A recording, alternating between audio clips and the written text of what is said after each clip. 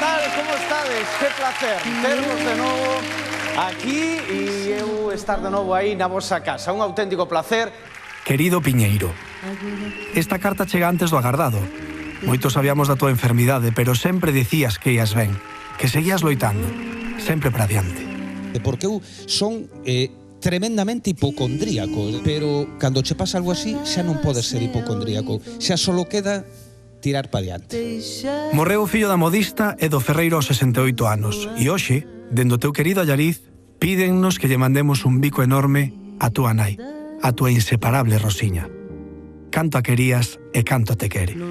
Teño a sorte de ter, pois, dúas irmáns e un irmán fantásticos, unha nai increíble e vou me emocionar. Non te preocupes por nada, os que seguimos aquí na tele, seguimos aprendendo de ti. Seguimos impresionados coa imaxe daquel Piñeiro que entraba nos supermartes coas súas camisas de cores e corbatas imposibles. Fuches aire fresco nunha tele que non estaba acostumada a tanta cor. E levaba xa uns cantos anos esperando este momento, ser presentador de televisión. Hoxe conseguino, estou aquí. A nós é-nos máis difícil ter o olfato que ti tiñas para descubrir os novos talentos e víalo de inmediato, Exixías para que todo o mundo brillase no máximo esplendor o teu carón. Non por ti, non pola tele, sempre, sempre polo público, pola xente que nos ven a casa. Isto é así. É que non me dá. É ata en mimos, e o único que lle fago é cale traballo. Hoxe o día é máis gris para moitos galegos. Os que te viamos nos supermartes, no Tequele Show, no Acompáñenos ou no Bamboleo, os que te escoitábamos na túa querida Radio Galega, hoxe estamos tristes. E esa é a mellor mostra de que formas parte da cultura e da xente de Galicia. Aí é nada. Descansa en paz, querido Piñeiro. E sobre todo, grazas. Grazas por todo. Porque sinto calafrío.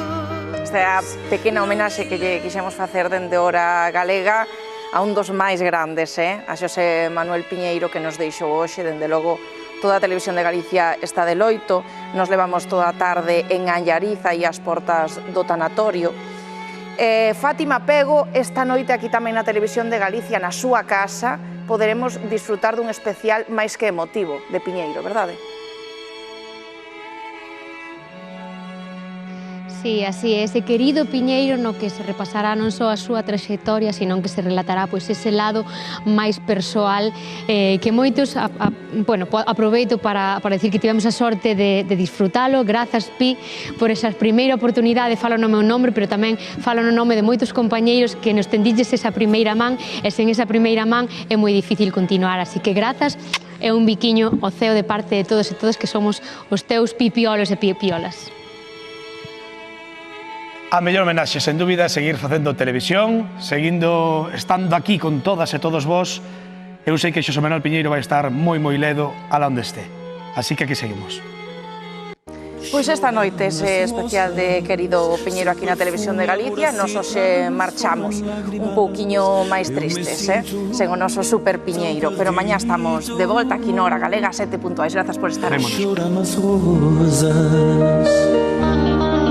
Chora a minha alma como um pássaro de asas machucadas. Nos meus sonhos te procuro.